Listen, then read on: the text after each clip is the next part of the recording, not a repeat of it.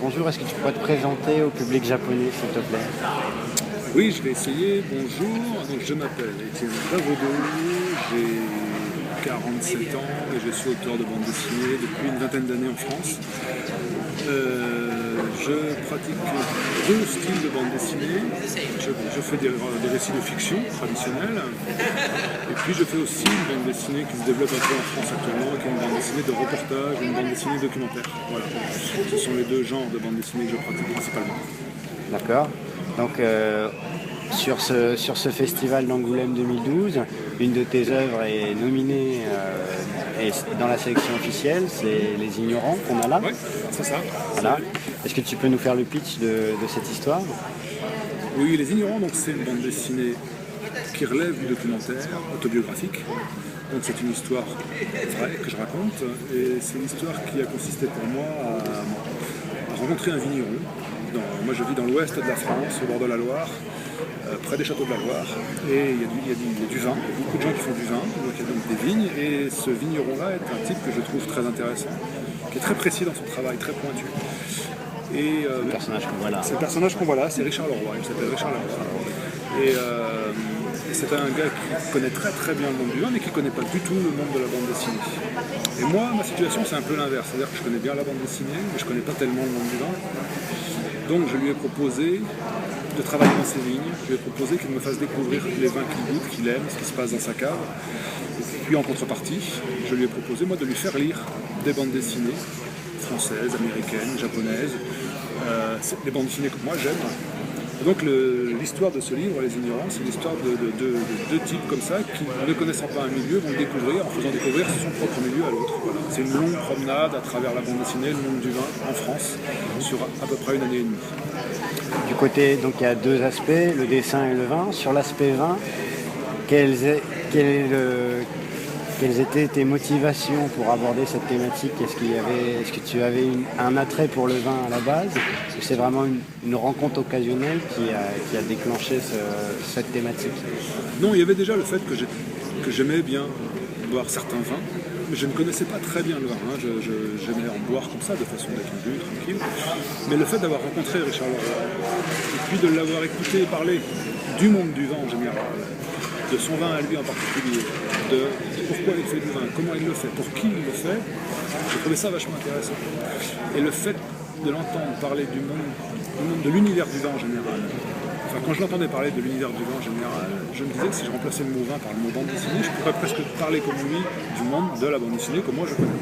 Donc c'est vraiment la rencontre avec Richard Leroy qui m'a donné l'idée de ce livre.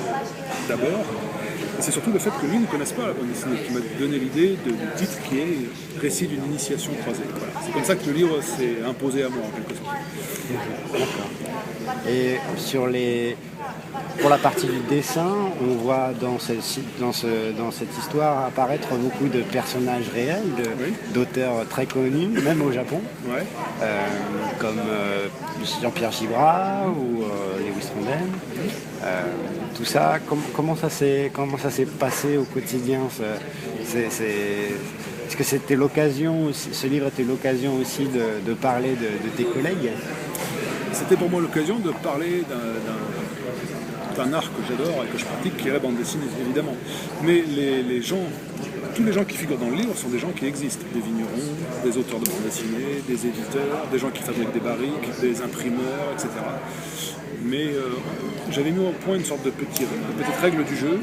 J'avais dit à Charles Leroy, le vigneron, je lui ai dit voilà, tu vas lire beaucoup de bandes dessinées.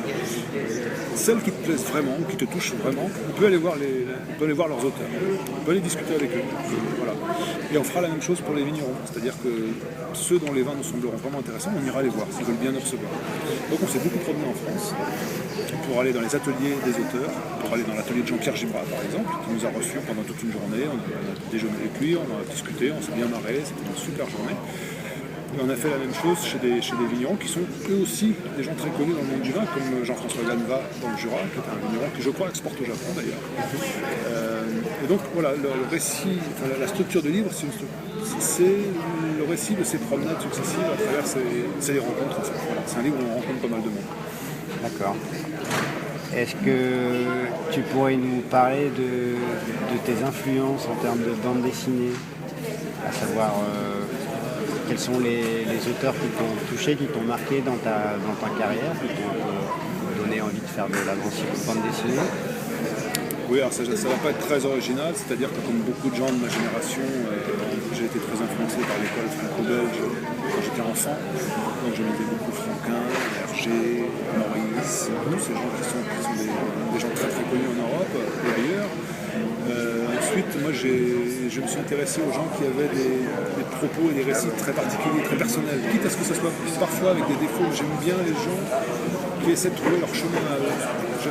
J'ai pas beaucoup lu les grands courants de la bande dessinée, mais je me suis intéressé à des auteurs ponctuellement comme ça. Et donc voilà, j'ai toujours lu un peu de bande dessinée, j'en lis encore un petit peu maintenant, et je continue à en faire. En lisant Les Ignorants et notamment les passages sur le dessin, on a l'impression que les autres auteurs de bande dessinée qui apparaissent, avec les autres auteurs de bande dessinée qui apparaissent, vous avez des liens très forts et que vous êtes finalement une grande bande de potes, d'amis, et dont les rapports dépassent les rapports de dessinateur à dessinateur. C'est vrai, le hasard a voulu que les auteurs que Richard a choisi d'aller voir sont des gens que je connaissais bien par ailleurs. Ce sont des amis, effectivement. Donc ça a permis un contact plus facile, plus rapide. C'est-à-dire que tous ces gens ont dit oui tout de suite. Quand je leur ai dit, écoute, est-ce que tu veux bien que je vienne dans ton atelier avec un copain vigneron, je leur ai expliqué les principes du livre. Aucun n'a refusé. Au contraire, ils ont tous été très accueillants, on a pu passer beaucoup de temps ensemble. Et ça s'est passé aussi comme ça chez les vignerons. Ils sont souvent des gens un peu occupés. Tu sais, quand la vigne pousse, quand le raisin arrive, ils n'ont pas vraiment le temps de faire autre chose, mais je dois avouer qu'on a été formidablement accueillis partout. Donc ça a facilité l'organisation du livre, clairement. Ouais. Mais c'est un hasard. Richard aurait pu me demander d'aller voir des auteurs que je ne connais pas du tout, ou alors des auteurs qui habitent très loin. Il aurait pu aussi avoir envie de rencontrer des livres dont les auteurs sont plus vivants. Tu vois, ça aurait pu arriver, mais bon, voilà, ça se passe comme ça. Et quels sont, pour parler des auteurs contemporains actuellement, quels sont les auteurs ou les livres que tu aurais lus dernièrement qui t'ont touché? Tu as trouvé intéressant? Je réfléchis. Le dernier livre intéressant que j'ai lu, c'est peut-être un livre de Frédéric Peters qui s'appelle Âme. Ouais. J'ai beaucoup aimé. Qui est aussi animé. Qui est peut-être bien aussi animé, je sais pas, je dois faire la liste. Et j'ai lu aussi un livre d'un gars que je connais pas qui s'appelle TMLP, ce qui veut dire en français pardon, ta mère la pute, et qui est un récit assez court et qui a une force vraiment étonnante. Ça, c'est deux livres que j'ai plutôt bien aimés dans les derniers mois.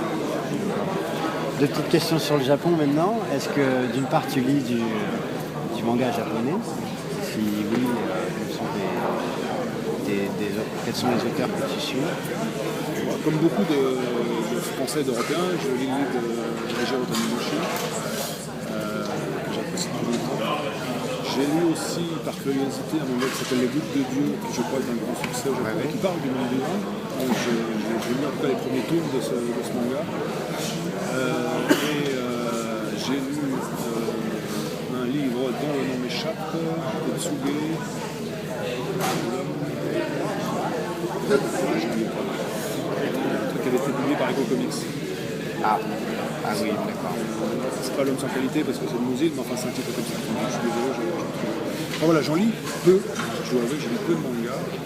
Mais par contre, je suis toujours intéressé par. Quand quelqu'un me propose de lire un manga, je veux voir ce que c'est.